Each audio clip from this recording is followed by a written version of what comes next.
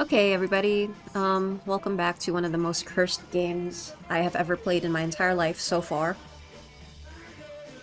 Can't Buy Me Love. If you've seen the first part of this, then you know how horrible it is. If not, then you are in for a ride. You've got a ticket to ride, etc. In my first part, or my first full playthrough of this game, I managed to escape the Beatles, but in this case, let's go ahead and go a little bit further with this and see how this is going to work out.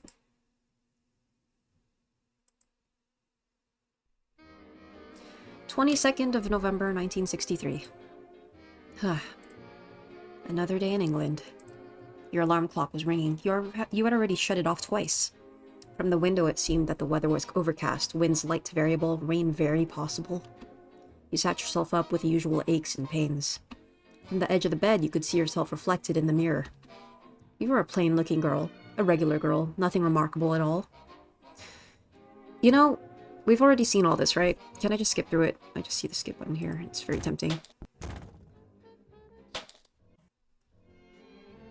My god, look at the way that his head twitches. I wonder what it does, for the decisions, then, if I keep skip on. Already seen this, too. George, Oh! I don't mind being in the crate. Why don't we pick the one that I didn't pick last time? You smiled at him, awkwardly. I appreciate the concern, I really do. But I don't really mind the crate. George gave you a weird look. You're sure? I'm sure. Well, suit yourself then. Good luck, love. He looked over his shoulder, then muttered. Best not to have Paul see me talking to you. He'll start breaking the mirrors. He scurried away as quickly as he came. Sigh. You rested on your chin, you shut your eyes once again. We've already seen this. Okay, this question, I forgot what it was. Yes, I do. You blushed, nodding. Paul beamed. Oh, this is... He asked if I liked the crate. Okay. Skip, skip, skip. You hung your head, deeply ashamed. I'm sorry, Paul. Paul softened, noticing you were genuinely apologetic. That's all right, love. You're still learning. The others were sympathetic as well. After all, in the span of a day, you were bought and sold to the fabulous Beatles. Paul laid a gentle hand on your shoulder. He smiled sweetly. Listen, we've got some really important things to discuss here. I'm sure you could use a break from all that. He kissed your cheek. Okay, this I don't remember. You felt as if you were about to melt. Paul had a slight smile, looking between you and the others. Love, how about you and the other girls go to the kitchen and make us all a lovely pot of tea? You nodded and slowly stood up from his lap. Oh, so I'm in here with the other girls now. You followed the other 3 girls into the kitchen. You never knew how to speak to women, being not like the other girls and all. You assumed they were speaking of makeup and sinful modern rock and roll music. You couldn't hear them as you covered your ears and faced the corner, refusing to be like them. Wait a sec. For the first time, you were out of sight of those naughty Beatles and not in a dog crate either. Your eyes drifted. There was a window in the kitchen. It was open. You didn't have to do this anymore. You could run away. You could be free. Free of the Beatle horrors. Is that what you wanted? No, I'm gonna stay put this time.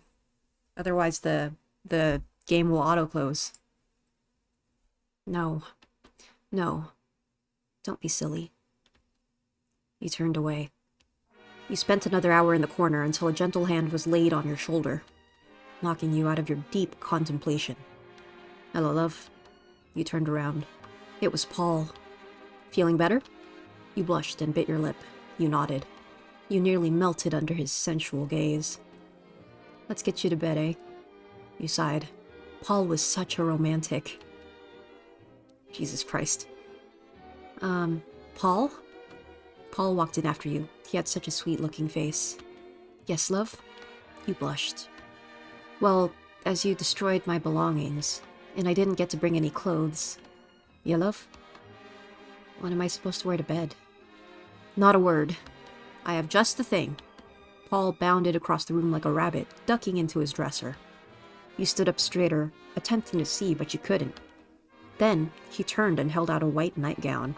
Your hand went to your mouth. He tossed it to you, and you scrambled to catch it. Do you like it? He winked. I've got one just like it. Your head tilted. Paul giggled, narrowing his eyes. I like nightgowns. He gestured to his crotch. Freeing. Easy access, and I don't just mean for pissing. I hate this portrait they drew. It's so... Has Paul McCartney made that face in real life? Is there an image that I've never seen before? This is fucked up.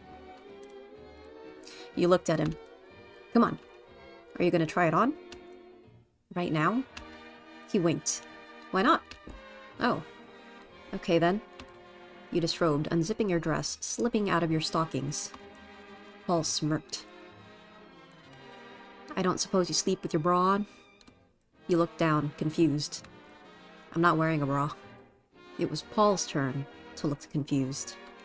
His eyebrows furrowed. He pointed at your chest. Then, what's that? You looked down. My breasts? Paul's eyes widened. By gum! So they are! You slipped on the nightgown.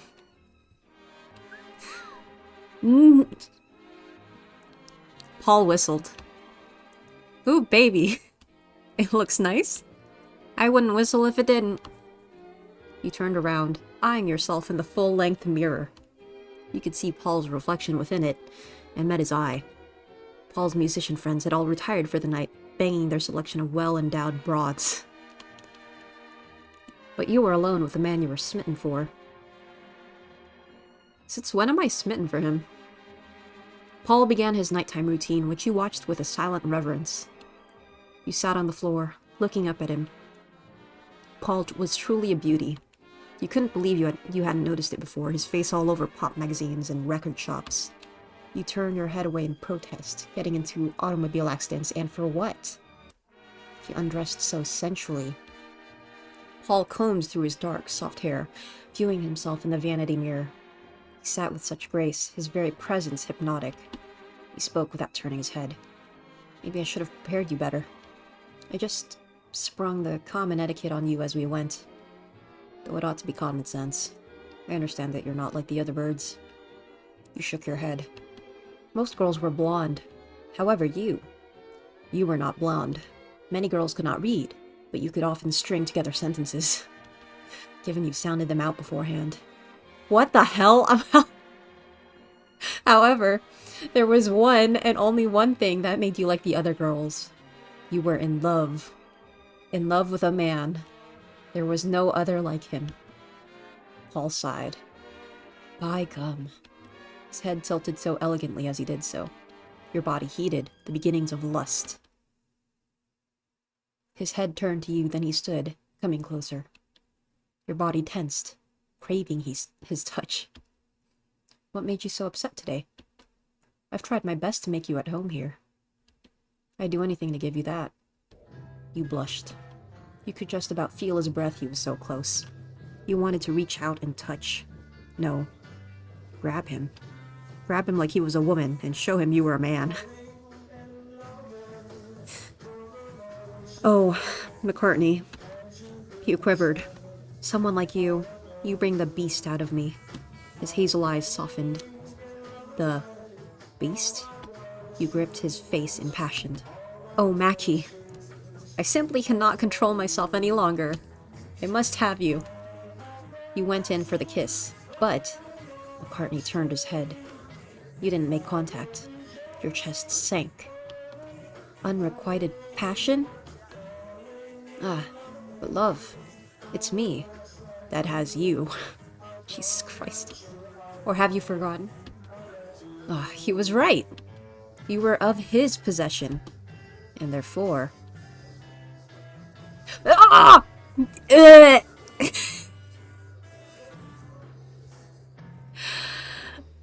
What the? His eyes were dark when meeting yours. Sensual, hazel, doe-like, but very dark. I will have you. He captured your mouth in a fiery embrace. His hands groped at your female body. You groped at his sensual curves. He's curvy now, is he? McCartney moaned obscenely. The fury of your mutual passion was unparalleled. The room shook with your copulation. Pictures falling off the walls, the very foundation of 57 Green Street being violated. McCartney cried out like a cat in heat, which he very much was. His body was supple with the virility of youth, and he went for multiple rounds and edges, too. Okay. You put your mouth over every inch of his skin. He tasted just like the Mercy, and he was just as wet. You're a poet, whoever made this. You are such a poet. The Sainsbury closed at 11, but you went all night long. True end. Okay.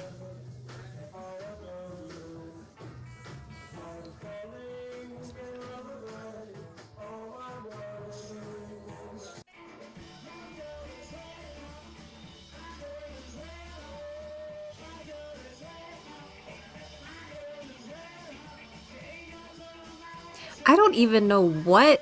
Okay, that was taking me out, bro. I can't just leave it there, so let's play another one. Let's see if we can get another ending. Once again, putting my own name in here, even though this is the most fucked up game I've ever played.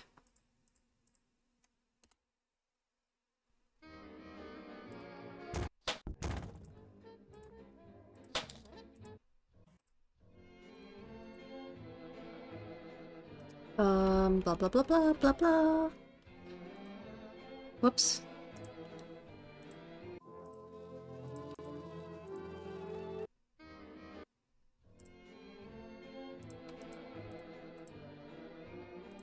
You're right, this sucks. How about that? How about we go for George? Maybe you were worthy of the same rights as any other English man or woman. But of course, this made sense, coming from him.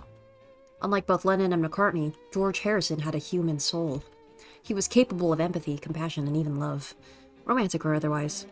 You're right. This sucks. Blah blah blah blah blah. Skip, skip, skip.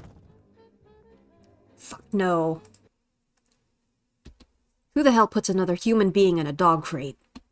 Paul frowned. You've got a foul mouth on you, don't you? He didn't seem very happy. Paul kneeled in front of the crate, unlocking it. Well, come on then. He opened the door. You shifted somewhat uncomfortably as you climbed out of the crate. Paul seemed to cheer up again, moving past the unpleasantness. Well, love, let's go downstairs. What for? The lads and I got to chat for a bit, you know. They've all got birds down there to sit on their knee and not talk. He winked. But not me, and I've already spent my 10 pounds of the day. You sighed. Come on, love. You followed him out of the room. It was nice stretching your legs after being in the crate for 7 hours. Okay, blah blah blah. We've already seen this. They're sitting there with blondes on their laps, and they're talking about the next album cover. Oh, and the fucking Kennedy assassination. Because for some reason this takes place on 11/22/63.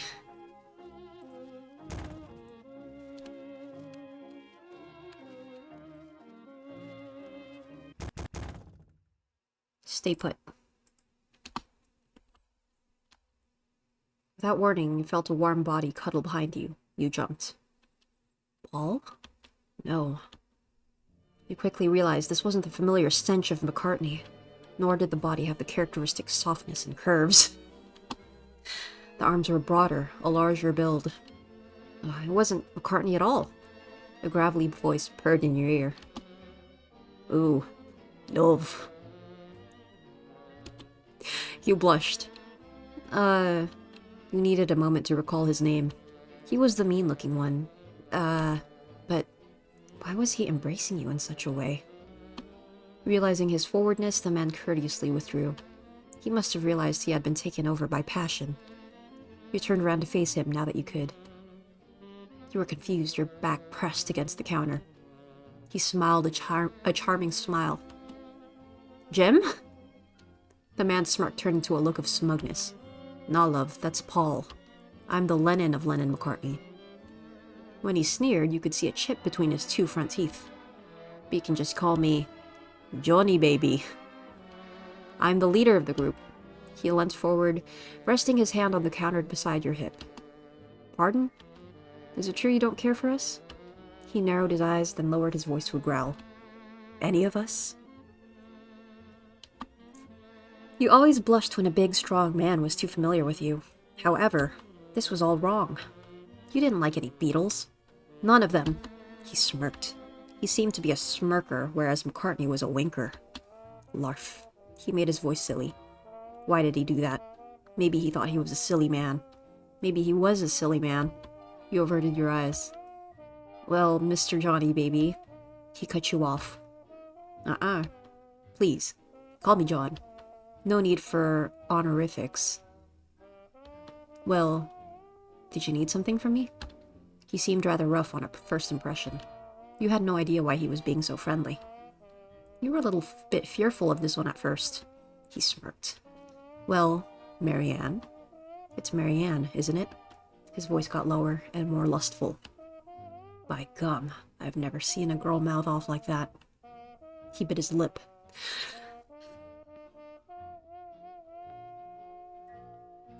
Every new expression from each of these Beatles is killing me. Look at his face. That's a goont if I've ever seen one. Lord, I got a bit hot under the collar. He growled. And then, all I could think was me bastard mate Maka having his way with you tonight. He balled up his fist and grunted. That prick. He reminded you of a bull, but an English, hairless one. To hell with it. His eyes flew open. To hell with Paul. I've gotta have you.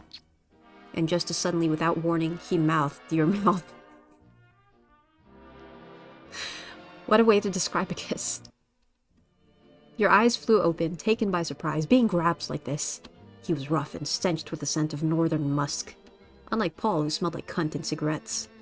His songwriting partner smelled of beer, cunt, and something distinctly himself. You let your eyes fall shut.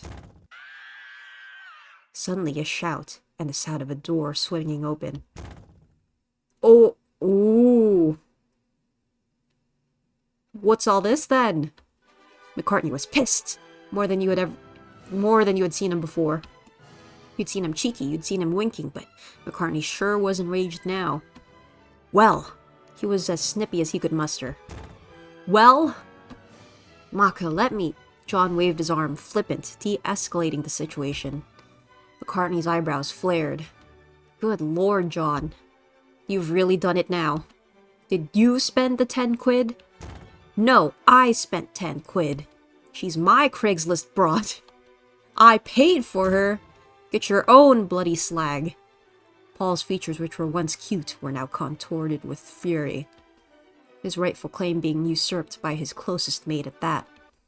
It's not what you think, Maka. John's voice was lowered, but this time with emotion rather than lust.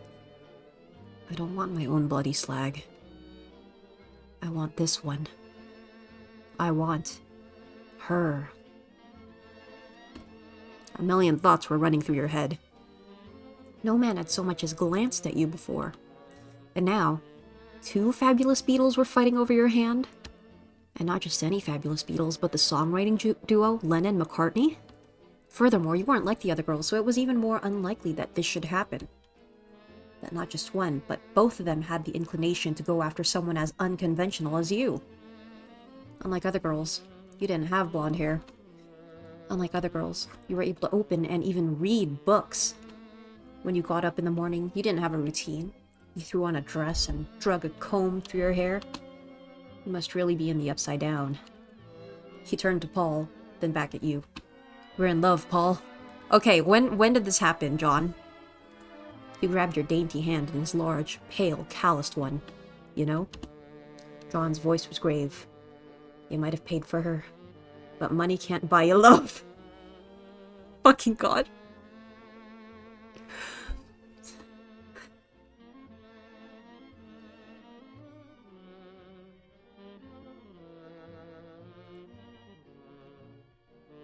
3. Okay, that's right. Who said I'm in love with you? Stop shouting.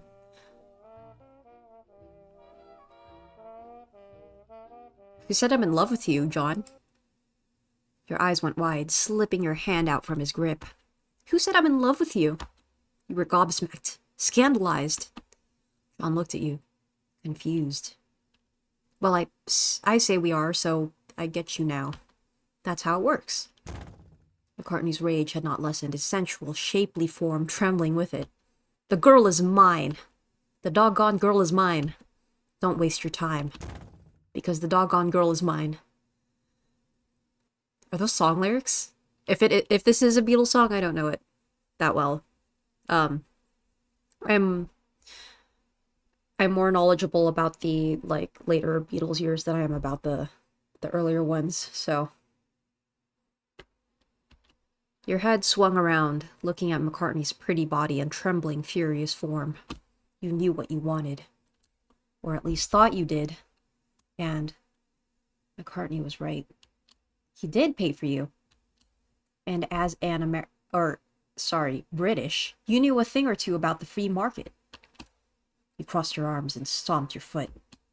That's right. Tears pricked at your eyes. You're a very nice young man and very silly. I like that your body is healthy and broad like an old-timey strong man. But McCartney paid for me. And... What? No, I don't. I want him. You leapt at Paul, and despite his shapely feminine stature, his masculine strength allowed him to catch you. By gum. You wrapped your arms around McCartney's neck, the familiar scent of cunt and cigarettes. He grunted, looking down. Yada yada does it. Fuck.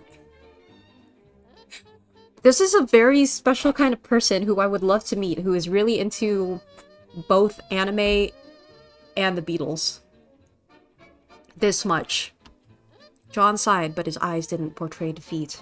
You might have won the battle, McCartney, but she'll soon see which the Beatle is truly capable of satiating his appetite, by gum. And we both know it won't be McCartney. Love songwriter, cherry wanger haver. He sneered Englishly, showing off his chipped tooth. Oi!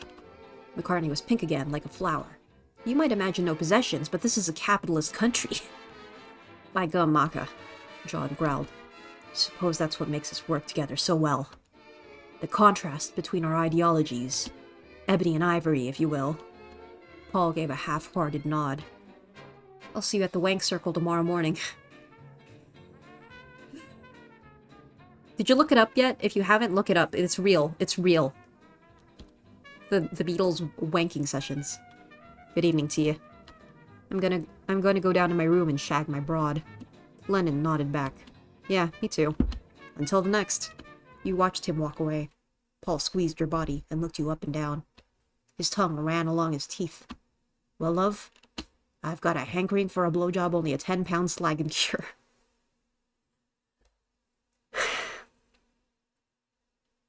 Never in my entire life would I don't... You began to blush, butterflies in your stomach. You looked downward, bashful. Oh, Polly, you're so forward. Paul giggled. He carried you to his room. You nuzzled his neck. His scent was so pungent. He tossed you on the bed. Sure, his room was the smallest, but he was right. You weren't complaining. You gazed up at him with amorous eyes. I'm sorry for lashing out earlier. Paul giggled darkly. It's all right, love. I like a girl with a bit of spunk. He began to undress, carefully undoing his tie, mouth lax in concentration. Then he began to unbutton his dress shirt. Hurry up. He sneered at you, annoyed. I'm going to undress even slower now. He moved at a snail's pace as you squirmed on his twin-sized bed. By the time his pigeon chest was revealed, you felt like you would piss yourself or begin barking. I am very envious of the fact that I wouldn't have thought of this sentence in a million years. You squealed, restless. Yeah, just like that, keep going. Yeah, no, what the I'll take as long as I bloody want. You began to drool, whining, fidgeting. He sat on the bed next to you, pulling out his stiff wanger. He looked at you, smirking. Right then. Have at it, love. You got on your stomach, your mouth began to water. I don't know if I can even get it in my mouth. You're so big. She had never seen a penis before. His face twisted into annoyance. Try then. He pushed your head down forcefully. You began to leak. You were leaking all over the place. Like piss or you were like a halved orange in one of those machines. You gargled, choking on his generous length. Note, I mean, it's fine. There are pics of him erect out there. Rumor has it he's the smallest, but he's probably just normal. But it's funny calling him small, isn't it? It's because I hate him. That I would not have guessed. Sir, ma'am, or they. Judging by the amount of time you spent on Paul McCartney in this game. Paul groaned, tossing his head back. Oh yes. You were simply giving him the sloppiest head. Your mouth was slurping down his pink English bratwurst like nothing else. Paul groaned. Oh yeah. This is so much better than eating baked beans. Ugh, this cunt tasted like a Weatherspoon's full English. Right when you were about to moan even harder, Paul yanked you off by the hair. Stop! Tears pricked at your eyes. You reached up to your head. Ow! Paul giggled, employing his classic charm. Sorry, love. But if there's one thing I love more than humping my Hofner bass on stage, it's fucking cunt. He tore off your knickers, letting it slap against the wall with a wet schlock. Sliding down slowly, leaving a wet trail.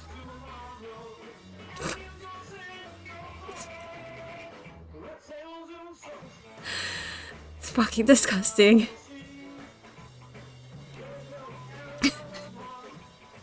Fucking... This is causing me a lot of psychic damage. By gum, you're as wet as the River Mersey. He held his blushing meat torpedo in his hand, lining it up to your quivering sex. Paul gritted his teeth. I'm gonna take a ferry across it. He entered you the way his hit single She Loves You entered the public consciousness. Hard and fast. Paul squealed. He plowed you like a cornfield. Rough, enthusiastic. Paul squeezed your tits. Honk. There was a knock at the door. Are you having sex again, Paul? Can I watch? Paul's blurry eyes narrowed in focus, looking at the door. Okay. John opened the door and sat on a chair. Oh! No way! No fucking way! Can I please? I'm not going to heaven.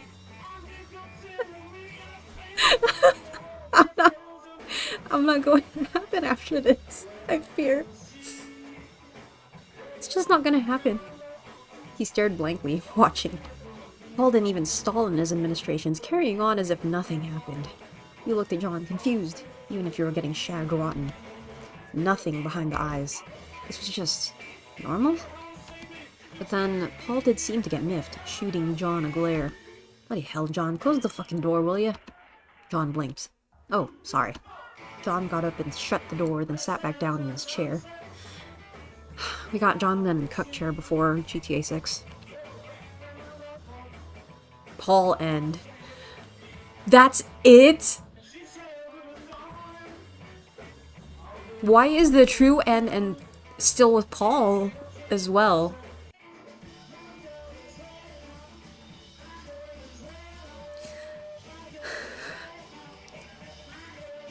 I can't even with this. And Ringo, does he even exist? He spoke like once. I feel like he barely spoke in the Get Back documentary as well, though, so I don't know. Maybe he's the quiet one. People said that George was the quiet one, but I don't think he was very quiet, right? To me, it's like... To me, George is more like the spiritual Beatle. I guess.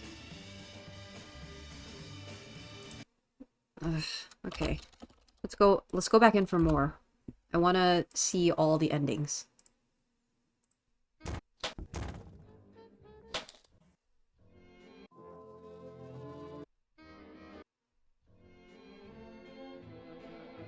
You're right, this sucks. Skip. Fuck no.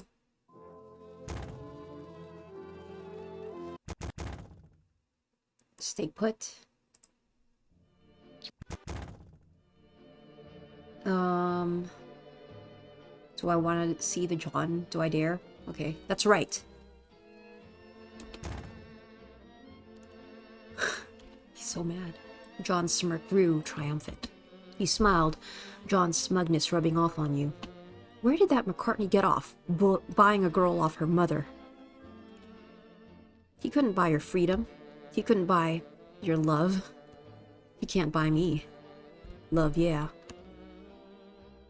Not out, though. It's 22nd November 1963, not 20 March 1964 LMAO, as if. Hint, the B-side is better. You walked to him, flippantly. Don't be so jealous, Paul.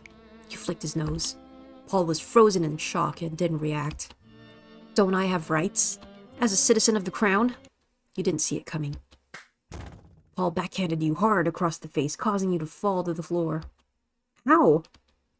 Paul wasn't smiling when you opened your eyes, standing over you, chest heaving, hands balled in fists. He looked like a demon possessed. Just as quickly, John had him by the throat, slamming him against the kitchen wall. Blech. Paul's soft cheeks puffed up in the tight grip. Lennon and McCartney were tussling now, struggling and grabbing at each other in fury. John raved, impassioned, voice thickened by weaker emotion. Don't fucking touch her like that. Paul's tone was that of confused indignance. Oi! Oi! I can do what I want. I paid for her. You don't see me snagging your hookers, do you? The girl is mine. The doggone girl is mine. They wrestled some more.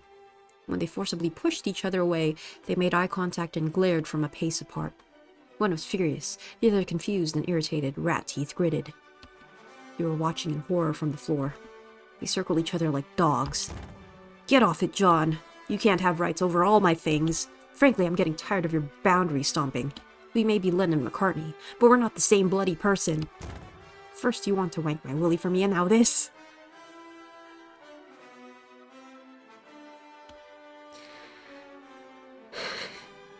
John clenched and unclenched his meaty fists, his eyes glowing with fervor and animalistic rage.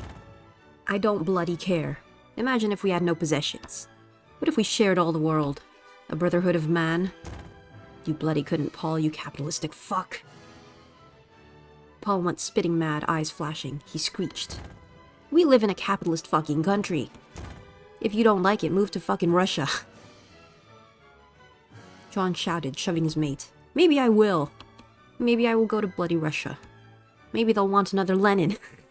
Okay. They began to tussle again, grunting and shoving like toddlers, scuffling and grabbing at clothes. They seemed to not remember what had even started the fight, grunting insults and trying to get the upper hand. They were blushing so much. Lennon, McCartney. Fighting over you? With a great big strong heave, John flung Paul out the kitchen window.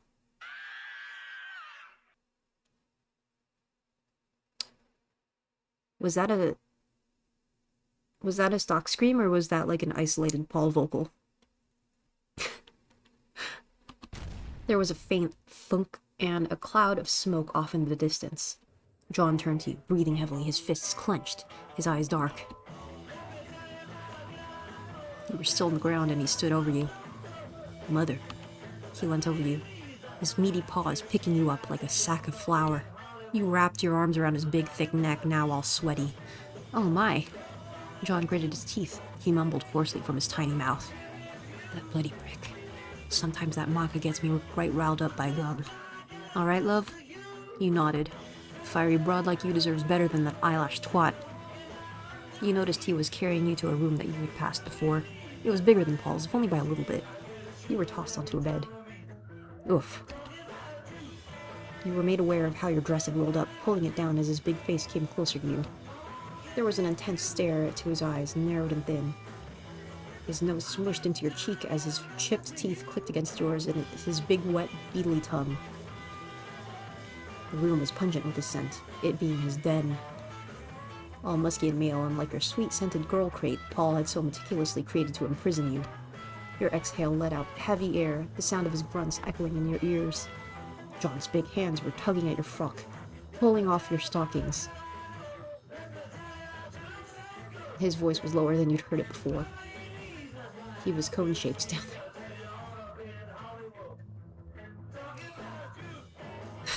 You can actually see if that's true. I think he had an album with Yoko where they're both naked. The album that they were describing in the first part, actually, where they're naked on the front with their butts out in the back, that's a real thing. Not for the Beatles, but for John and Yoko. So, have fun with that. He grunted, his meaty, hairless arms propping him up. His large face was pressed against your cheek, cool against your skin. The ginger brown hair fell in your eyes and you pushed it away. Ugh. What he gave to you was a rough, sweaty, grunty, beetle-loving all night long.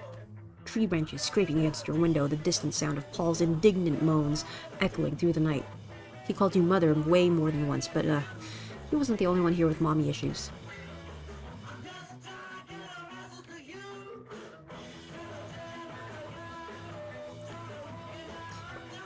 That wasn't as disturbing as the Paul one, I will say. Not as disturbing at all. It's not bad.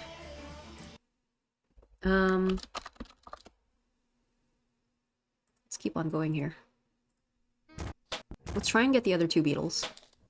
And maybe there's a bad end, I don't know.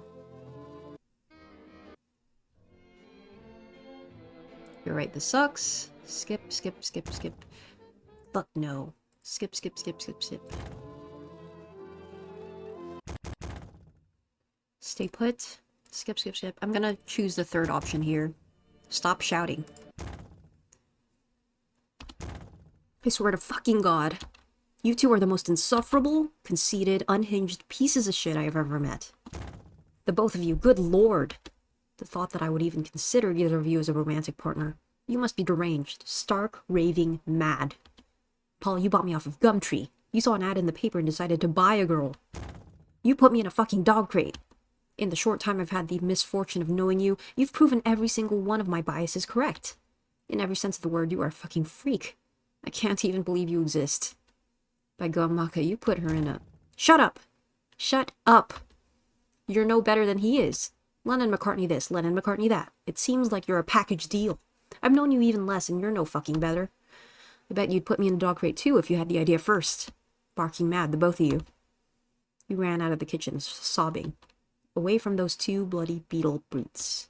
You weren't looking where you were running, and as a result, ran right into a solid 178 centimeter mass. Ow. I'm sorry. Hello, Marianne. His smile faded. What's wrong, love? You sniffed.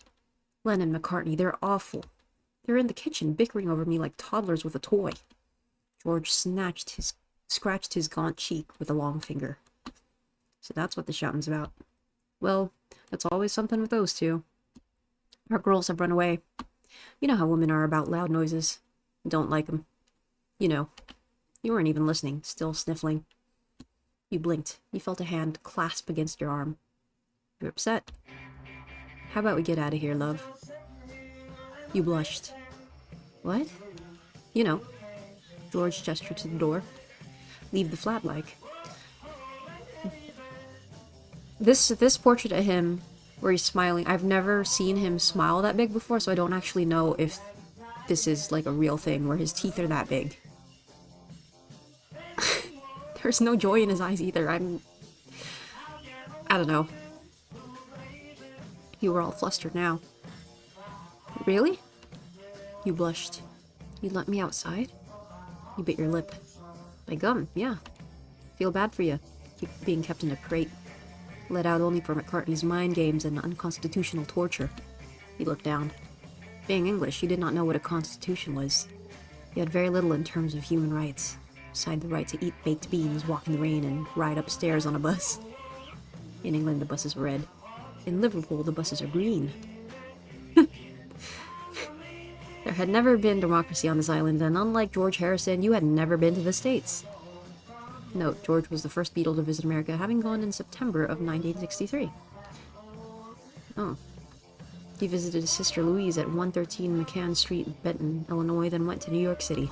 Unlike John, he made it out alive. Returning to the UK on October 3rd. I can't even say too soon. It's been like 70 years or some shit. In Benton, George performed with a local group, the Four Vests. He played their normal set during the first half of the show, then returned to stage and introduced Georgie as the Elvis of England. George wore a dark suit, white shirt, and no tie. Some of the songs he played were Roll Over Beethoven, Classic George, Johnny Be Good, Matchbox, and Your Cheatin' Heart. Four Vests were given a selection of Beatles records. Two members of the Four Vests, Gabe McCarty, and he's the bass player too, and Vernon Mandrell, took George to the Fenton Music Store at South 10th Street, Mount Vernon, Illinois, where George bought a Fireglow? Red 1962 Rickenbacker 425 guitar. That is cool. I did not know he had a Rickenbacker. George wanted the guitar to be refinished in black to match John's, so the store owner Lester Fenton reluctantly agreed. I don't know, I think the red looked cool, but I trust George's judgment. The guitar cost around $400. Reportedly, George had little idea of the value of US money, so he brought $800 to the store. The Rickenbacker was first played to the public on 4th October 1963 during Ready Steady Go. George and McCarty went shopping, and Harrison bought the James Ray single, Got My Mind Set on You. I drove through Benton roughly 60 years later last September. I knew George came to America in 1963, but didn't know the specifics. Imagine my surprise at seeing a fucking massive billboard of my favorite boy in the middle of nowhere. On the side of the road in Illinois, of all places. Okay, it's actually cool that I'm learning stuff from this. And also, I sort of agree with this person. George is probably my favorite Beatle if I had to choose one. I wish I could have gone to the museum there. George carefully reached for the front door. He gazed at you warily. But you promised not to bolt? I know you've got no reason to be indebted to me. We've only just met. But if Maka finds I let you loose, he'd surely have me stuffed and mounted. George shivered. Though his eyes so minimally changed with every expression, his shoulders were tense. It's not that I'm scared of Maka. It's just that he's so very unpredictable. He'll smile to your face, then later, much later, long after you'd forgotten the conflict, you'll find a dead frog staked to your bedpost. Your eyebrows drew. Oh, Georgie. You threw your arms over his spiky body. Of course I wouldn't do anything to put you in hot water. I must say, even if I didn't care for your group at all, I changed my mind. You're my favorite. George's eyebrows moved slightly, but you couldn't read his expression. He was a very funny-looking fellow. Oh, wait. I almost forgot. George went into the flat's entryway and began looking through the coat rack. It's cold in England. He was right. It was late November, and it was now dark out. George pulled out an overcoat and draped it over your shoulders. There you are, love. The coat was nice and warm. Though the arms were a bit long, the fit wasn't too bad. Thank you, George? I'm assuming that's what Tom means, thank you, right? He opened the door and you went down the stairs. You gripped his bony wrists, laughing as you were free at last. It was dark out and all the streetlights were on. There was a chill in the air, with it being nearly December.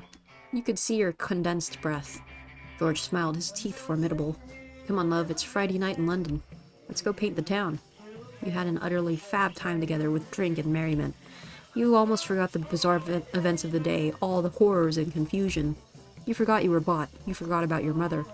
You forgot about Lennon and McCartney and their horrid egos. The broads with their heaving breasts. All was gear. Is this a typo?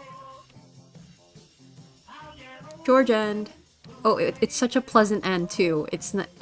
He treats you like a human and then he takes you out for a date. That's it. That's good. See? This is why he's the best one, I guess.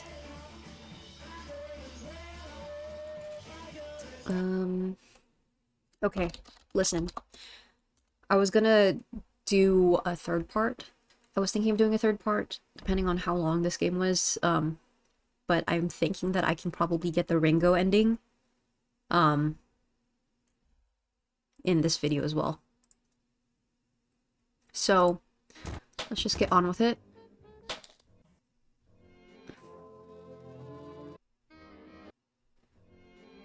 You're right, this sucks. Wait, how do you get... There's only 3...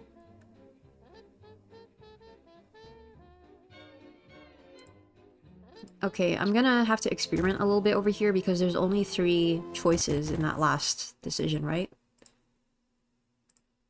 So what if I say...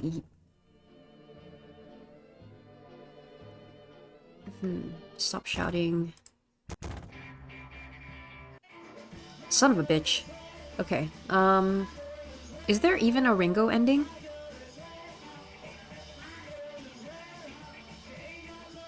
Is there a Ringo ending?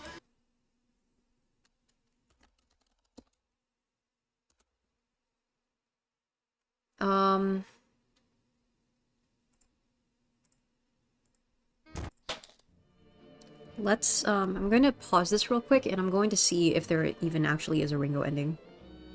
Oh no! Okay, there's only 4 endings, so I think I got all of them, right? So there's the True End, Paul End, George End, and the, John End. I can't believe I forgot John. Oh my god. Okay, well that means I'm done with this playthrough. That was crazy.